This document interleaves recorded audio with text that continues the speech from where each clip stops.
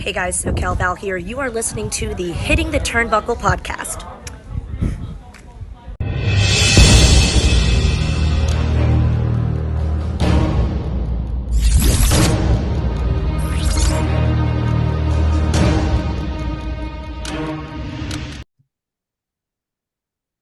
Welcome everybody back to the Hitting the Turnbuckle podcast. We are edging ever closer to NWA Samhain, the most violent pay-per-view of the NWA. It looks like he's got me there, a version of me stroking me. But before I introduce our wonderful guest, as always, my NWA ride or die in her car. Surprise, surprise, in Scotland, and surprise, surprise, raining.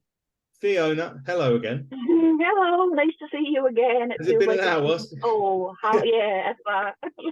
And of course, we did say we have a very special guest on the show this evening to run through the Samhain pay-per-view. Someone who's going to be involved in, well, maybe more ways than one, in the submission match between Bulletproof Troop and Jack Stane. It is Chris Silvio Esquire. Chris, how are you? None other than Chris Silvio Esquire, Chris Silvio Savage. Man, I'm doing all right. I'm just in battle preparation mode. We only have a few days left. And what you're going to see on Saturday night is going to be a war. So what does a general do before a war? He prepares his troops. So that's what I've been doing all week. But I took time out of my schedule to talk with my friend Fiona over there, who is currently looks like she's under arrest in a vehicle somewhere. And my English pal here, who compared himself to my skull head. And no, I will not be stroking your head, sir. Oh, damn. I was looking forward to that. I really would. Does your skull head have a name?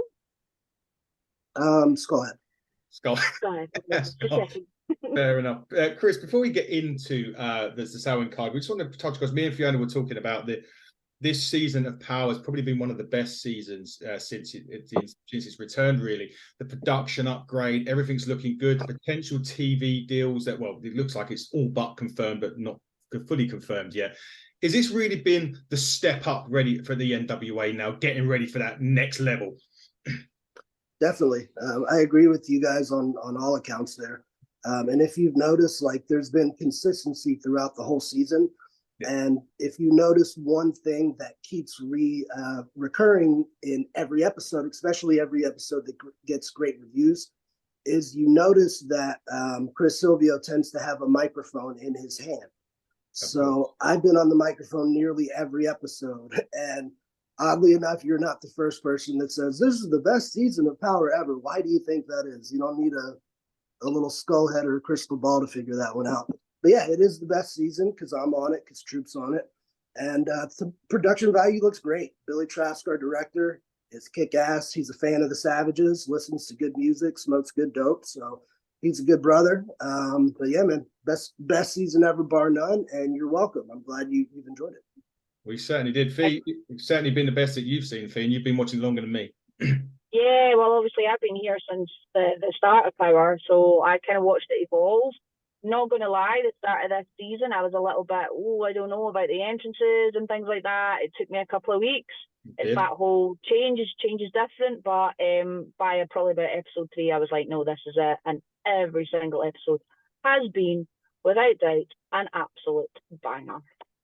Certainly. Certainly. And it was a little weird. I got to admit, those entrances, like, I was interested to see how they would come out.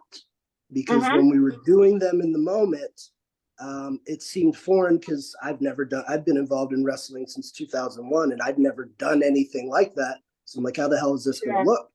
But once I saw the finished product, the vision worked and they look cool as hell, especially mine. Yeah.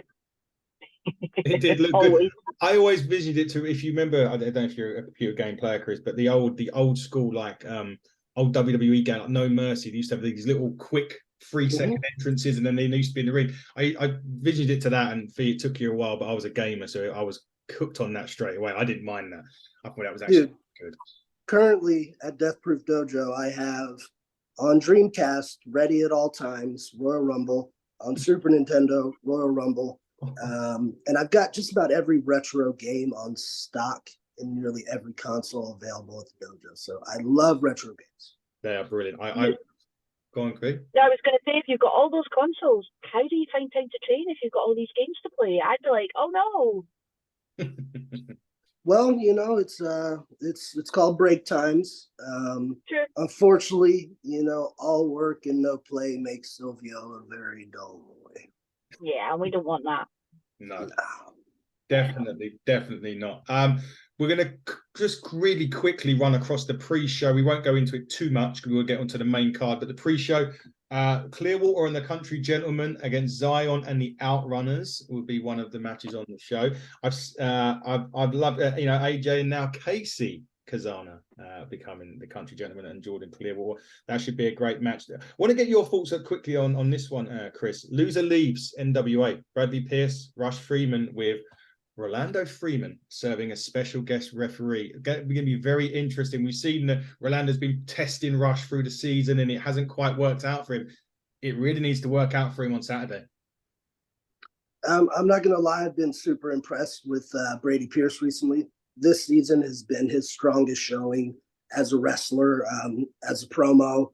He's ready to kind of step up and maybe fight his way to becoming an upper level guy. That's going to be on him and how hard he works and, what he's willing to do to get to the top.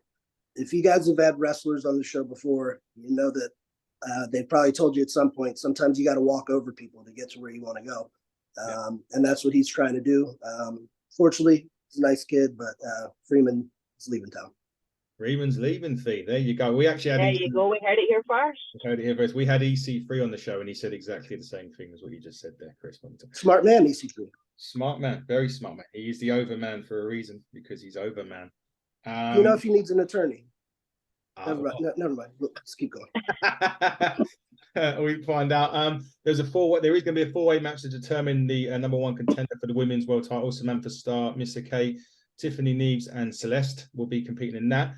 Daisy Kill and Talos will be defending the NWA United States Tag Team Champions against the Immortals. And then that goes into the main card, which we'll get onto now. A lot of these matches have stipulations. We're hoping you're going to help with these stipulations, Chris, because some of them we've never heard of. But first, the match that Fiona forgot on the card, Matt Cardona versus a wrestler called TBA. Well, we know it's to be announced. Is that going to be you, Chris, for a start, or do you have any idea who's going to be facing the indie god?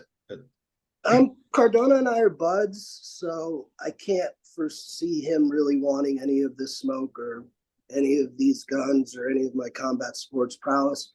I think it's TBA is Timothy Butler Anthony, a young up-and-comer from the Tennessee area, and I'm sure Cardona will make very quick work. So good luck, Matt. I'm rooting for you, bud. Bring Chelsea too with you. She's nice to have around the locker room. Not quite sure that yeah, she may be able to bring Chelsea with her, but just not on TV at this point. But Fee, Fee, Matt Cardona, who's he going against? Well, who's he going against? It could be who Silvio said. I was told you I'd looked through earlier on to see if there was anyone else on the NWA card, on the NWA roster who hasn't got a match. I can't really think of anyone other than I think we'd come up with, who did we come up with? I've totally forgot now who we were talking about earlier on. Either way, I can't see Matt Cardona losing.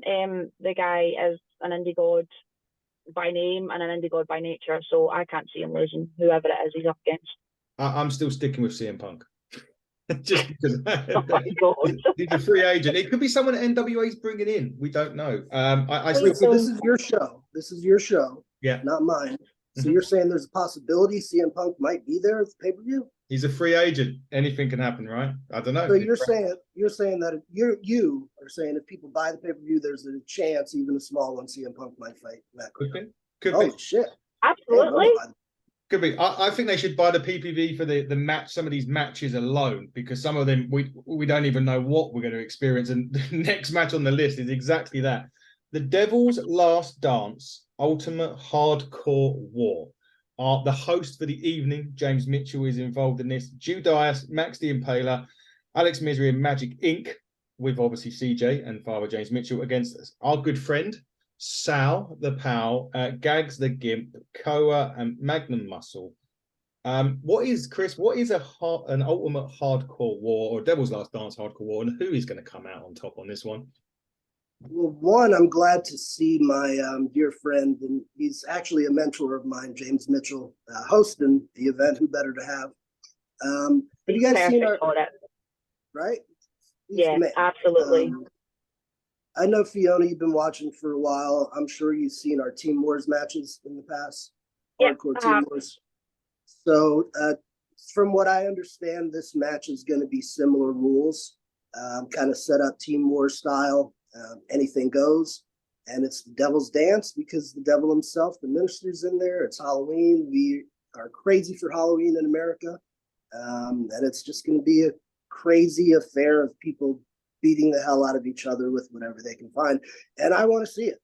I'd like to see a lot of the guys in this match get beat up, frankly. So it'll be fun to watch. There's a lot of talent in that ring for one match. So yeah, I'm looking forward to it. I'm looking forward to that. The whole card, though, honestly, if you've not bought the pay-per-view, the entire card for Samhain is just phenomenal, and you really, really need to go. In the UK, at least if you're in the UK, head to fight, and it's like only $14.95, so an absolute bargain for the pay-per-view. So go and buy it. Yes, go and get it. It's because some of these matches are beyond me. I mean, I think Sal. I can't not go against our good pal Sal. See. Sal's everyone's pal. I know. Yeah. I love Sal. I'm with Sal and Gags on this, mainly because I don't want them to be indebted to Father James for the rest of their lives. And we did see the little vignette on Power last night where poor Gags was threatened with death, and I'm not okay with that. So no. Well, guys. Sal's single, I believe, Fee, if you want me to get his number for you. I love Sal. Go ahead. We'll talk off air. You'll talk off air on that. Yeah, blind dates coming back with Fiona and Sal. One of the guys I've really been impressed with, we're going to, and he's Silas Mason. I think he's been absolutely fantastic. The last few seasons I've watched, he's been great. Chris Adonis, and again, Chris, I'm going to go through this. Burning Lake Brawl. Is there going to have a lake? Is there a lake nearby that they're going to set up? I hope it's in a lake. I want it to be in a lake. What is going to go on in that match, Chris? To my knowledge, there will not be swimming involved. Damn. I could be mistaken. Maybe there is. I'll be pleasantly surprised if there is.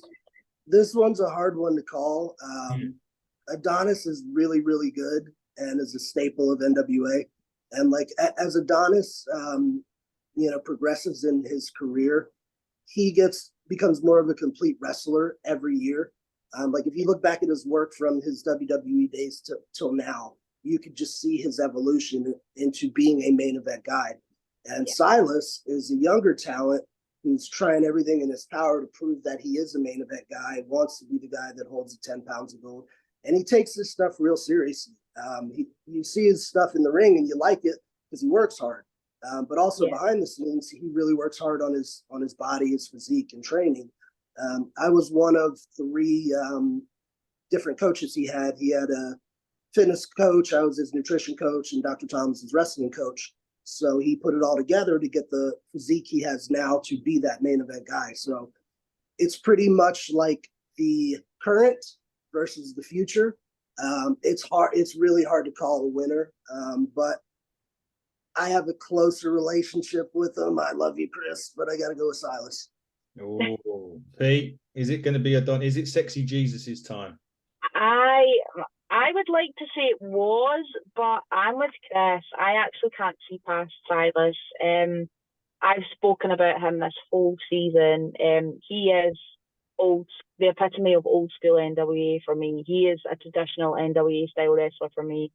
His promos have been fire lately, honestly, on the mic. I think he's been almost unbeatable. Almost, because Chris is obviously up there, but almost unbeatable on the mic. I can't see past Silas. No. I'd love to see Adonis with the belt, but no, Silas for me on this one. Yeah, I think it's too soon as well. I think I've got to go with Silas. I have to agree. Now, the rest of the Southern Six, your favourite wrestler, Kerry Moore. Boo Kerry! Boo Kerry and Alex Taylor against a team that's taken me back from the Attitude Era of WWE, or WWF as it was, the Headbangers. In a rock and roll tag match. We were talking on the Power review, Chris. Rock and roll, is there going to be guitars? Is there going to be pianos? Is it going to be, what is going to happen in that match? And are the Headbangers set to take us all back to the old school? I think they are. And I'm hoping it's going to kind of be like that time Bischoff paid like $1 million to bring Kiss into Nitro to do that concert. So I'm hoping Kiss comes and plays through the entire match like a New Jack match. And then they just brawl it out and fight. If there's a live band, I'll be the happiest man alive. Smashing Pumpkins. Yeah, Smashing Pumpkins. Billy's going to be there. Yeah. I don't know if the band will be there, but you never know. That would be pretty cool. I didn't think about that. Yeah. I can't see past the Southern Six. I think they're unstoppable. As much as I love to hate them and boo Kerry, I'm with Kerry and Alex on this one. Chris, do you see Kerry as someone who very, very soon could be challenging for that £10 of gold? Challenging, yes. Holding it, no. Not that he doesn't have the ability. He's just, Kerry's a young man that's a few years into the sport, and he's got some developing to do, some more training to do before he can go toe-to-toe with somebody like a Tom Latimer or an EC3 or a Bulletproof Troop. Kerry is super, super talented. I think if he keeps doing exactly what he's doing now and doesn't get ahead of himself, one day he could be. Just keep putting in the work. And Alex Taylor is one of my favorite talents on the roster. Great junior heavyweight. He's coming into his own now with the Southern Six. He's letting his personality shine. He's great in the ring. I could see him, very soon becoming junior heavyweight champion. And we'll see what happens with Kerry. Maybe he challenges and, he beats either Latimer or EC3. Yeah, it would be interesting to find out when the next season of Power, what happens with Kerry Morgan. Another one of these matches that we kind of now know what's going to happen in it, because we were told yesterday, Violent J and the Brothers of Funkstruction versus La Rebellion and Vampiro in a riddle box match. And the whole of Power, the majority of the sort of mid to end season, was based around these guys one-upping each other. We had Mecha Wolf being attacked during a show, I think it was maybe in Mexico or the United States, not so long ago. A riddle box match now is going to be a match where they have these boxes, and it's either going to be good in it or bad in it for whoever opens the box. Chris, this feels like, to quote my phrase, this is going to be an absolute clusterfuck of a match. In the best possible way, though. In the best possible way, yes. Yes, you have to be careful using clusterfuck. Yes. Generally, it's not the most positive thing. With this, did you know that the Brothers of Funstruction, that's not an act or something they do for TV or a gimmick, as some people will say. Those guys are legit clowns who went to clown college, and their occupation is clown/wrestler. So they are 100%. That's so cool. I did not know that. Yeah, That's they're awesome. legit occupation on their tax returns, clown/wrestler. Wow. The La Rebellion, no shit, they're hands down, in my opinion, the best team in NWA. I think they're one of the best tag teams in the world. Super fun to watch. They never have a bad match. Vampiro's going to be out there. Violent J is going to be out there. Violent J has a lot of fans. He should be bringing some new eyes onto the product. And I'm sure him and Vamp have been talking so much shit back and forth that I'm sure that something's going to happen between the two. Maybe they put each other through one of these mystery boxes and it has piranhas in it. I don't know, but it's definitely going to be a spectacle. I'm excited and for I'm this gonna one, go not with going to lie. La Rebellion, by the way. La Rebellion and Vampiro. Fee, it's going to be carnage, right? It's going to be brilliant. I am so excited for it. La Rebellion are my boys. They have always been my boys from the very, very start. So, again, I am siding with Chris. I am so hopeful that Bestia and Mecha Wolf win this one. Although, as we've seen this season so far, it's been a tit for tat, and sometimes Diablo and Ruffer are getting the one up. So who knows? But maybe Chris knows, I still want to know, how can they wrestle in those clown shoes? How? I don't know, but they do. I know, it's incredible. Like, I'd be tripping over my feet. Like, they are just so, it just looks so easy. That's a question I need to ask them if I ever get the chance. Yeah. I think it's the same way like the women who wear high heels all the time. That I are can't used do to that wearing either. them.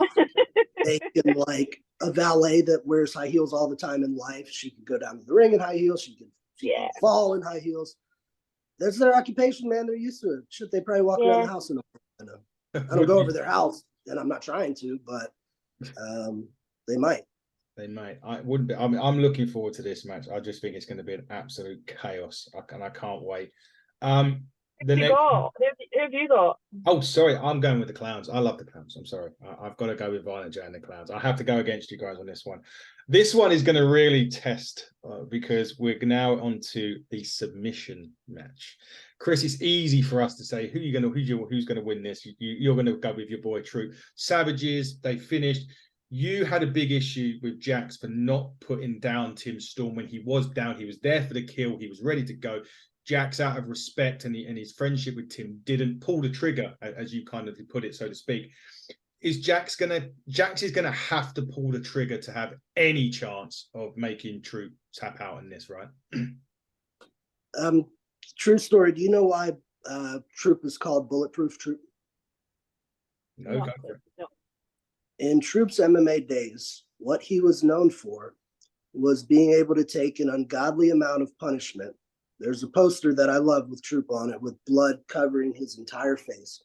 He would take an ungodly amount of punishment and keep coming back up and coming forward at the guy until he either knocked him out or tapped him out or Troop dropped. He does not quit. I can't see a world where Blake Troop loses a submission match. Is it possible, like on any given Sunday? Technically, yes, but this is Blake's match. This isn't a strong man match. Jax is a brawler. You know, I wouldn't have aligned myself with Jax if he wasn't a great wrestler and if he wasn't championship material. I'm a champion. I've been a champion my whole life. I've been a state champion in school. I've wrestled in the Pan American Games. I've traveled all over the world as a pro wrestler winning championships. I wouldn't align myself with losers. But this is not, he'll admit it himself, this isn't Jack's cup of tea. He's not a submissions wrestler. Is he strong enough to get somebody in a submission and make them quit? Yes, he absolutely is. But he does not have near the submission knowledge that Troop does. And what people seem to forget about this is it's a submission match, right? Yeah. So tell me, how do you win a submission match? I've got a tap out or pass out, right? But yeah, submission, right? Yeah. So that means that there's only one rule in this match. And that rule is to make your opponent submit. Yeah. So that means that any and everything else goes, right? Yep. Yeah. Okay, and Troop happens to have what other people say, and I'll agree with, the smartest mind of a generation of professional wrestlers in his corner. In a match where anything goes, and he is a submission specialist. Troop for the win. Come on, feet. I love Jax. I love Jax to bits. Even though I wanted Tim Storm to beat the living shit out of him at the last pay-per-view, but I like Jax. I'm siding with Chris though. I think Troop will win this. I'm sorry, Jax. I respect you. I think you're fabulous, but I think you might be going into the lion's den with Troop here, and this is Troop's speciality. I think Troop's going to win this. Okay. Great answer. Great. I'm going to disagree with both of you. All right. I think Jax is going to find that inner killer that you wanted him to find somehow. And he's going to have to. He's going to have to. And I think somehow, my personal feeling is that Troop maybe will pass out, not tap out. He damn sure ain't making Troop tap out. And yeah. I highly doubt he's making him pass out. There we go. But I'm going for Jax. I just think he's going to find that killer instinct somehow. But I don't. Well, I think that match for me, you may get involved in that, Chris, in some way or another. We will have to see. Yeah, I mean, I'll be there to give instruction and cheer along Blake and meet all the nice fans and stuff in Cleveland. Exactly that. Another match that I'm wanting to see how this is working is the Knights of the Round tables match for the NWA World Tag Team Championship. What we loved about the last episode, actually, more than ever, was everything was tag team based. We love tag team wrestling. We're big. I love it. Fee loves it. Yeah, I'm a huge fan. Yeah, it was great. So this is going to be, I think it's a circular table from what they've been saying. And it's Blunt Force Trauma defending the World Tag Team Championships against Knox and Murdoch. And what I call this a good old-fashioned meat slapper, which is four big guys there. It's going to be I mean, one of them is called Carnage and Damage, and it's kind of going to be exactly what's going to happen in this, Chris. But Knights of the Round Table, we've got to include in this our good friend Aaron Stevens as well. He's going to definitely have his part to play in this, because the whole bit was they could have this match if you didn't hit Aaron Stevens, and it must have been so hard for Knox and Murdoch, Chris, not to lose their temper with Aaron Stevens. Yeah, especially with him walking around with that stupid glove and the little brush that he brushes his coat with for some reason. I don't think it even. It's a nice jacket, though. Let's be fair. It is a nice jacket. It's a fine jacket. I have nicer, but it's fine. Chris, so what are you asking? My thoughts on this, or who's? Yeah, exactly that. Your thoughts on it? Is it Knox and Murdoch's time? Obviously, the Crockett Cup winners. Do they finally win their gold, or the tag gold? Anyway, I know Murdoch has won. Well, they have a lot of momentum behind them. I've always liked Trevor in the ring. He's an ass kicker. I love his style. And Knox is one of my favorite humans in wrestling and is a monster in the ring. And he's been busting out so much stuff recently. Like, similar to what I said about Adonis earlier, the Knox that you see on NWA TV today is far different than any Knox that you've seen.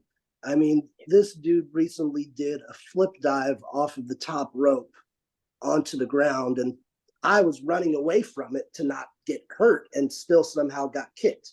True story. Like, that's how big this freaking dude is.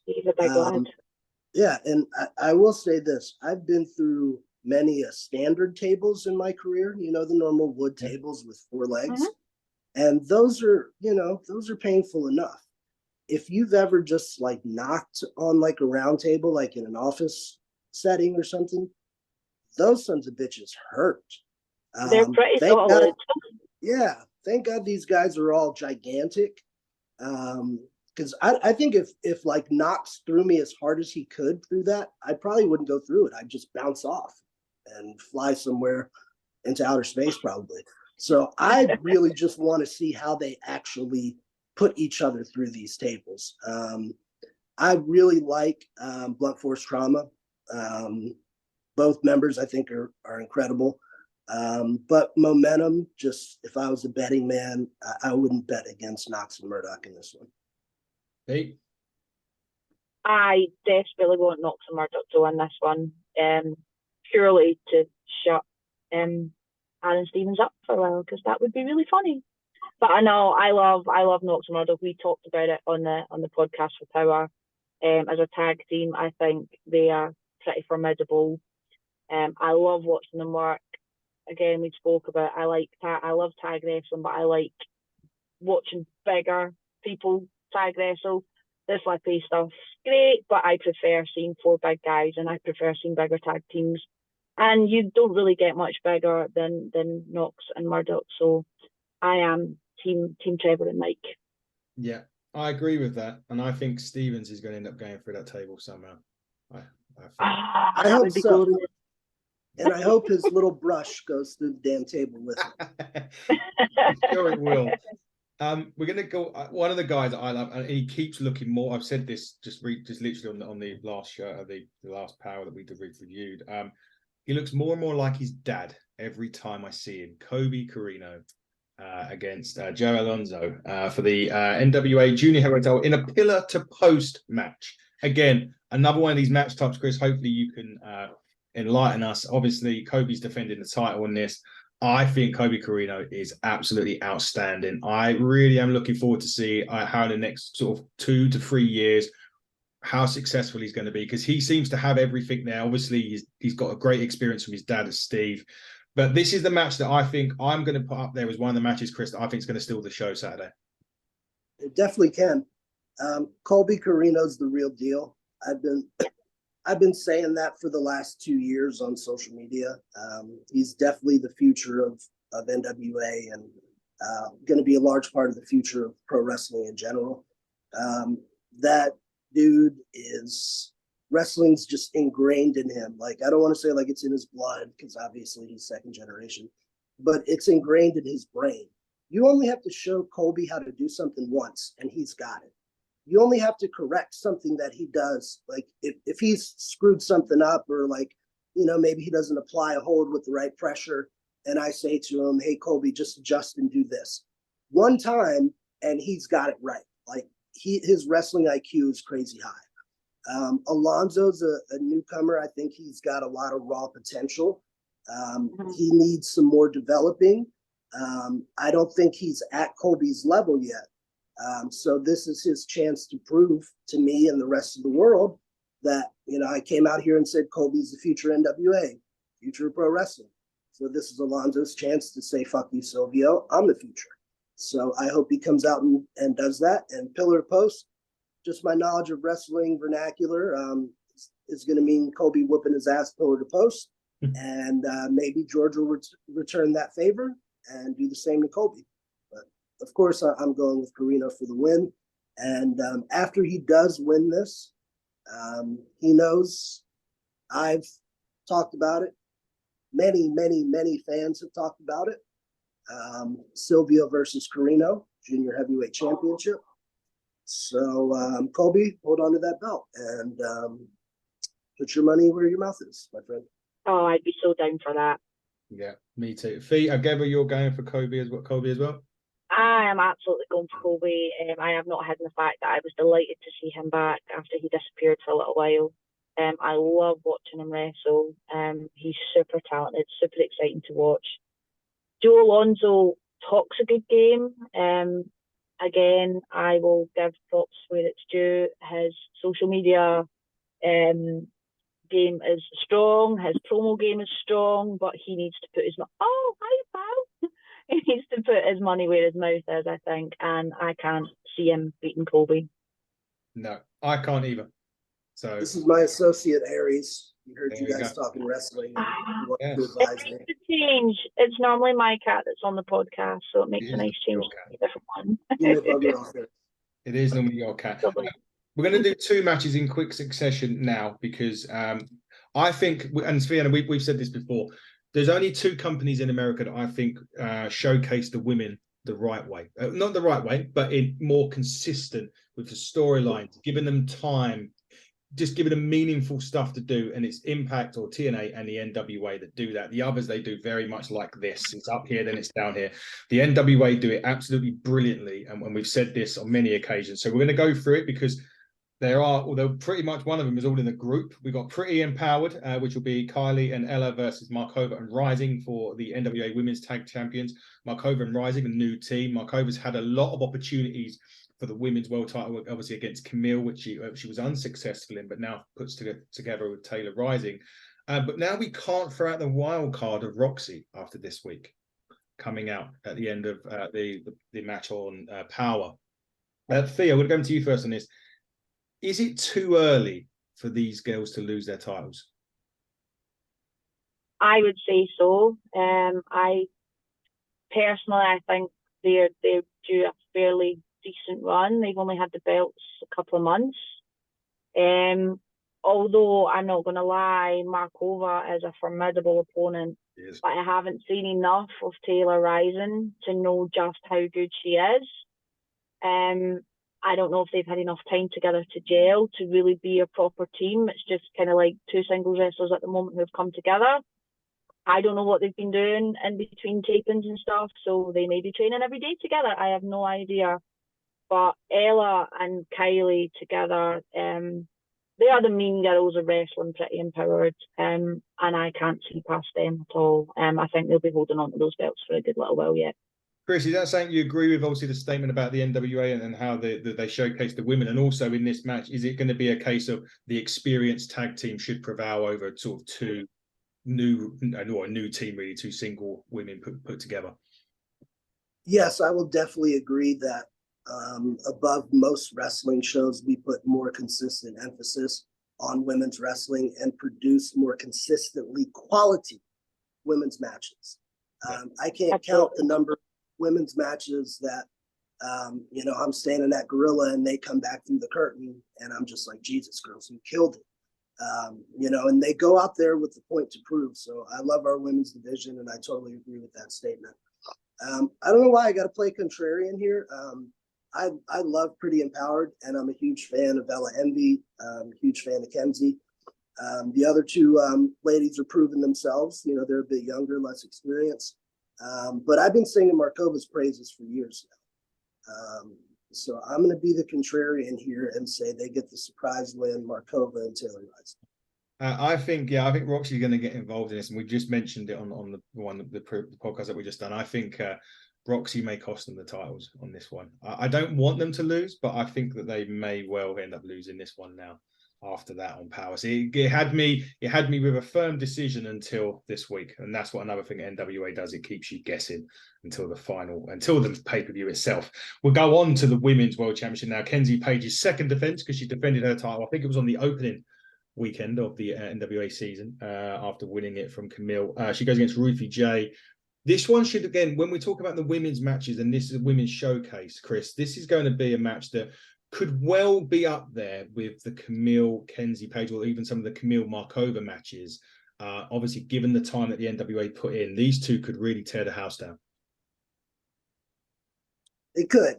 I'm definitely going with Kenzie on this one. Me too. I've told Kenzie backstage, you are my favorite wrestler in the NWA. Kenzie is such a fast learner and has trained by Dr. Tom, one of the best ever. Yeah. And she gets better every time.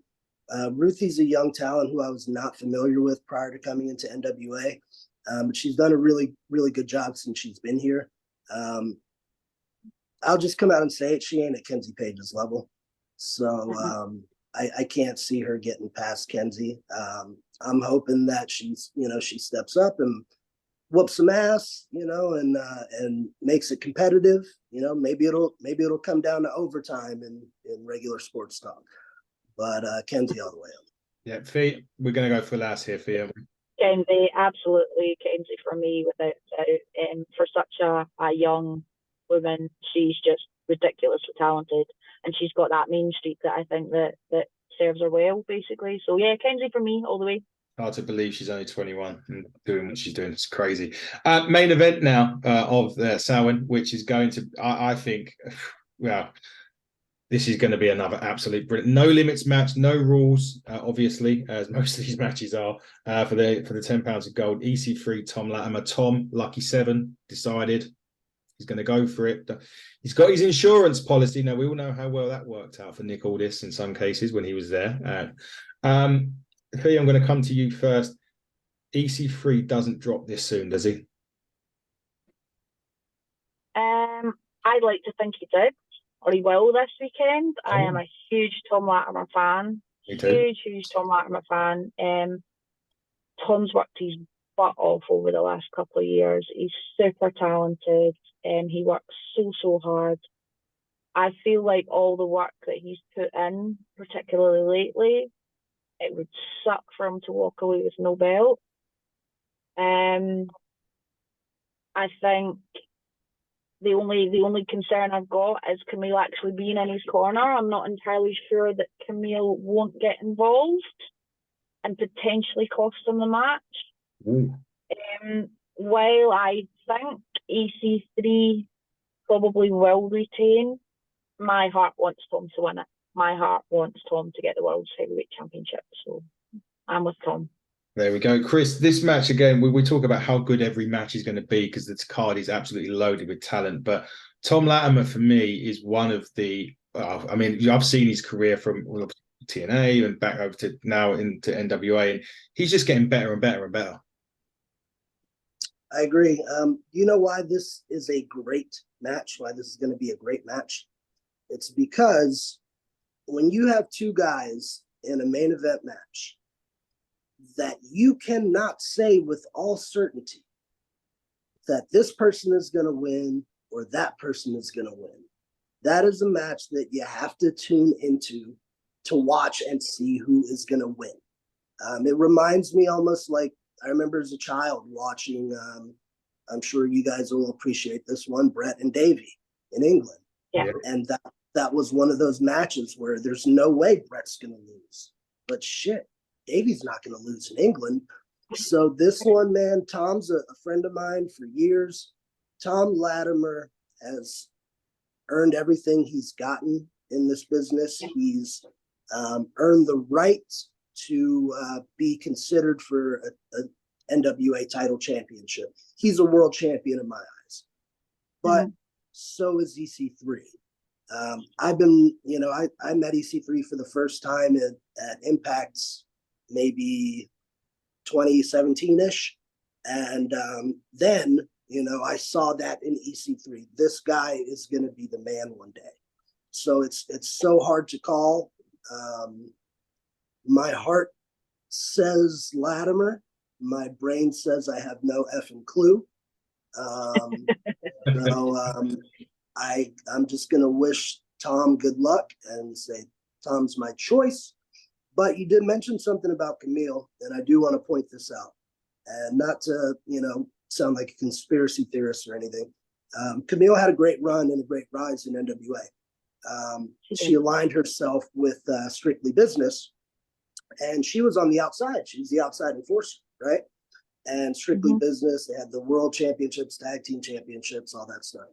So she aligned herself with the man who was already a champion, all right?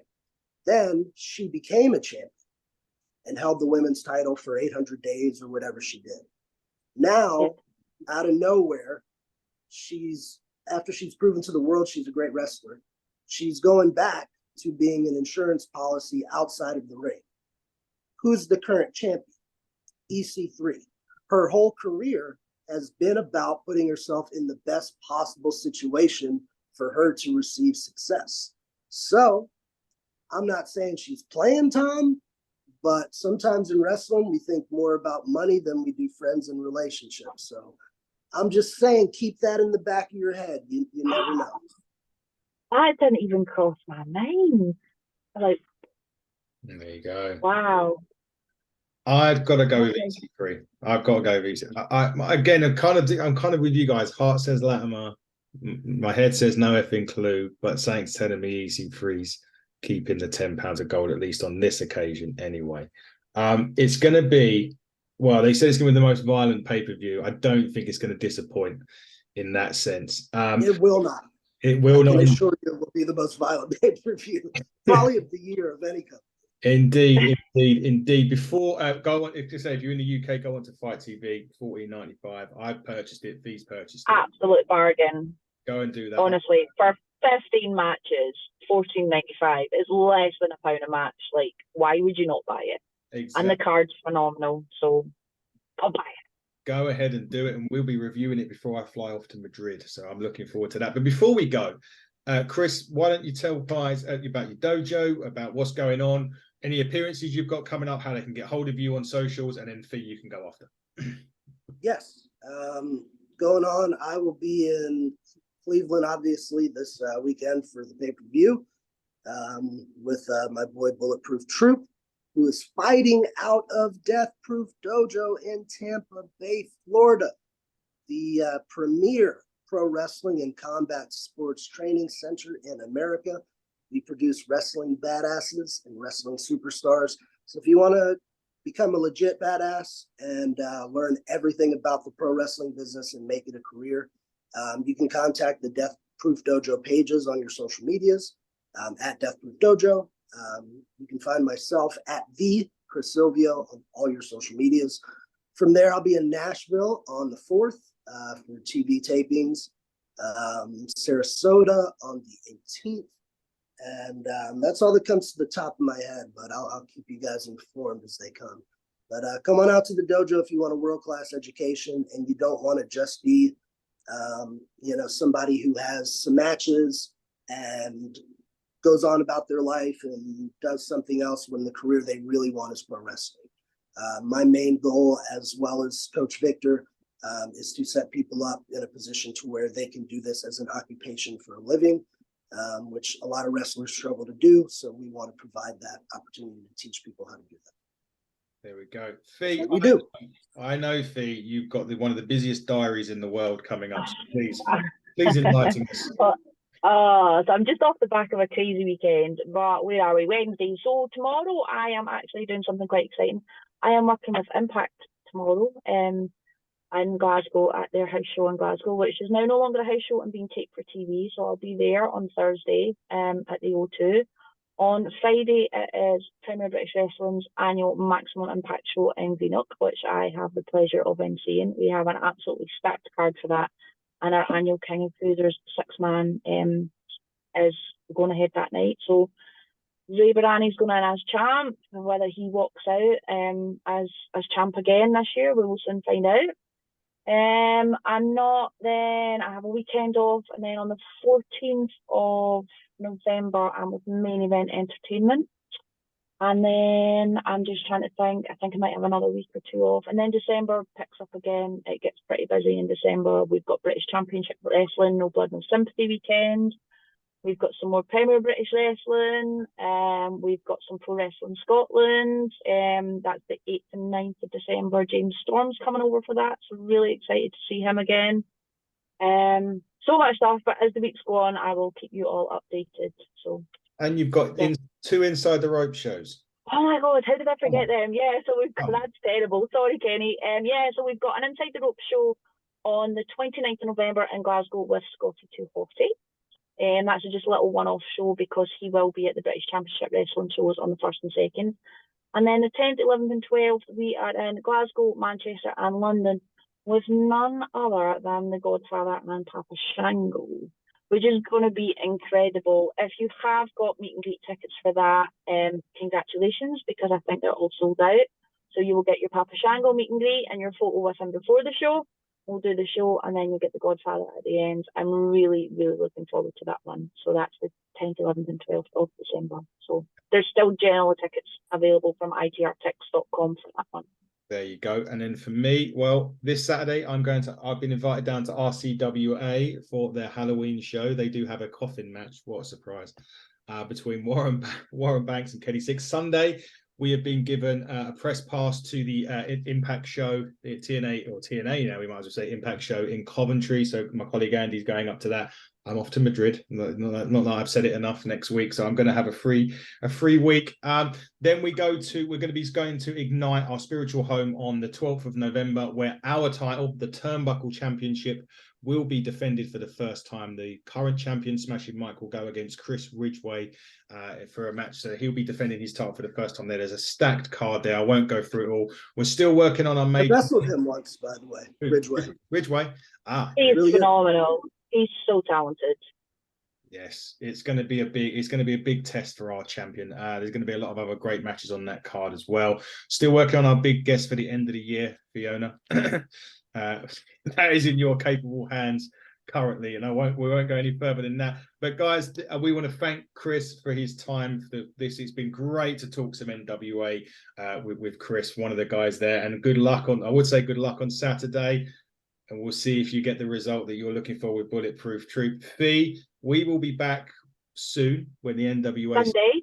Oh yes, I'm gonna forget. We'll be back Sunday after we've reviewed Samhain. And again, just go to Fight TV in the UK, $14.95 for Samhain. It's an absolute bargain for what you're going to get.